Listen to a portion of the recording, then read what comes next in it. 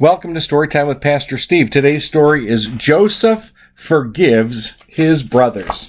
It is based on Genesis chapter 37 and also chapters 39 through 45. It is written by Robert Baden and illustrated by Chris Sharp. A man named Jacob had 12 sons in Israel long ago. He loved one named Joseph most, and often told him so. He made a richly colored robe that Joseph often wore. His brothers did not like the robe, or that Dad loved Joseph more. Then Joseph shared some dreams in which his brothers bowed before him, and others thought he'd gone too far. For them, it's just to ignore him.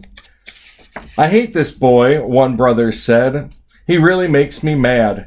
If Joseph disappeared," he said, "I know that I'd be glad." So they sold Joseph to some men who came along the way, and these men took him as a slave to Egypt that same day. Poor Jacob thought his son was dead. His brothers soon forgot him. But God kept Joseph safe with Potiphar, the man who bought him.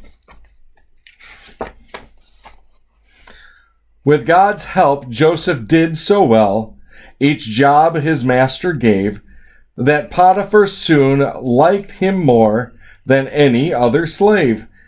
Then Joseph was accused of sin, and soldiers quickly jailed him.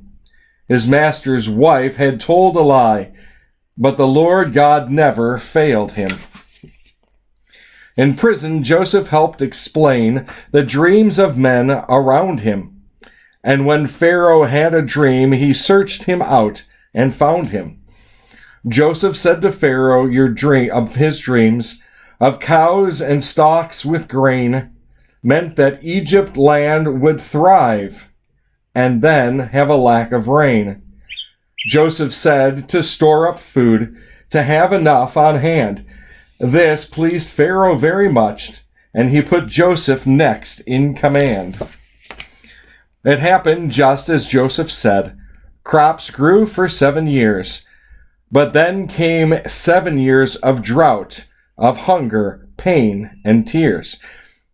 In Israel, Jacob and his sons had also seen no rain.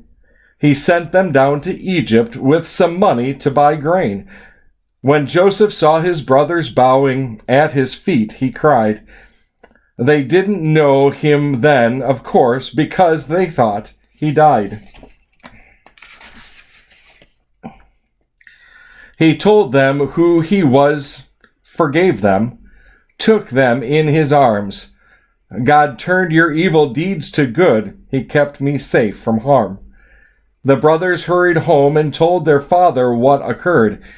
Old Jacob said, "I can't believe this good news that I've heard." Jacob and his family left their tents on desert sand to live in homes much better now in Egypt, Joseph's land. We might not understand when things go bad for us, when things are hard, when things don't seem to go our way, just as when things didn't seem to go Joseph's way. But God was there in the midst of all of his struggles, in the midst of all of his problems, and took care of him because he still loved him, just as he still loves you and me, even though sometimes we're in the midst of our own personal struggles, our own problems. May God bless you and remind you that he is always with you, even when things seem bad. God has a plan.